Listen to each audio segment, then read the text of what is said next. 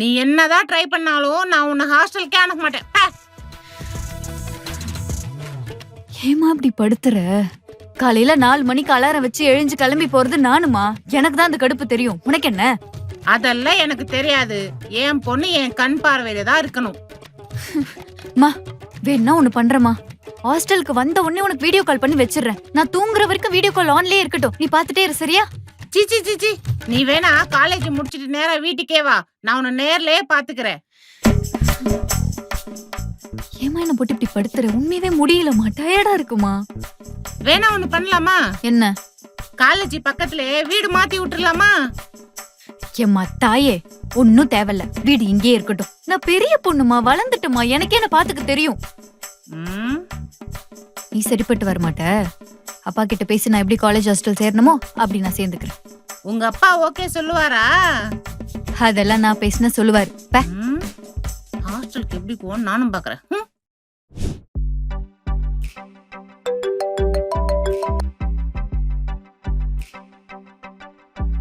என்ன போன் எடுக்கல?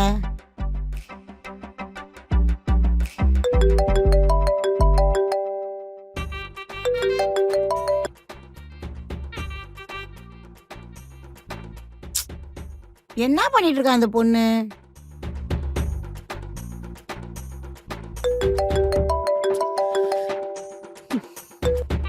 ஹலோ ஏண்டி, இதுக்கு முன்னாடி 2 வாட்டி போன் பண்ணனே, ஏண்டி எடுக்கல? நீ என்னமா என் லவ்வரா? போன் அடிச்ச உடனே எடுக்கிறதுக்கு எதுக்கு இவ்வளவு கேள்வி கேக்குற? அதெல்லாம் அப்படிதான். சரி, என்ன பண்ற? ஒரு 45 நிமிஷத்துக்கு முன்னாடி கால் பண்ண, கரெக்டா? ஆமா. அப்ப நான் என்ன பண்ணிட்டு இருக்கேன்னு சொன்னேன் உன்கிட்ட? படிக்கிறேன்னு சொன்னேன். அதேதான் இப்பவும் பண்ணிட்டு இருக்கேன். போதுமா? சரி சரி, சாப்பிட்டியா? சாப்பிட்டம்மா. உனக்கு ஏமா என் மேல திடீர்னு இவ்ளோ அக்கறை? ஏண்டி, அக்கறை இருக்காதா? எனக்கு நீ ஒரே பொண்ணு இல்ல? இல்ல, நான் சாப்பிட்டேனா தூங்குனேனான்னு ரொம்ப யோசிக்கிறியே. உன்னை பத்தி அம்மா நான் யோசிக்காம வேற யாரு யோசிப்பா சொல்லு? நல்லா யோசிச்ச, அதான் புடிச்சு இந்த ஜெயில போட்டி. அப்புறம் என்ன? ஏய், நான் எது பண்ணாலும் உன்னோட ஃபியூச்சருக்காக தாண்டி பண்ணுவேன். நல்லா பண்ண என் ஃபியூச்சருக்கு. சரிம்மா, போனை வைமா, நான் படிக்கணுமா? சும்மா சும்மா எனக்கு கால் பண்ணி டிஸ்டர்ப் பண்ணிட்டே இருக்காத. ஏய் வச்சிடாத. உடம்பு பாத்துக்க, நல்லா சாப்பிடு, சரியா? அதெல்லாம் நாங்க பாத்துக்கிறோம். நீ சும்மா சும்மா சாப்பிட்டுட்டே இருக்காத. முதல்ல அந்த முறுக்க கிழவை தீனி பண்ண. கண்டுபிடிச்சிட்டா?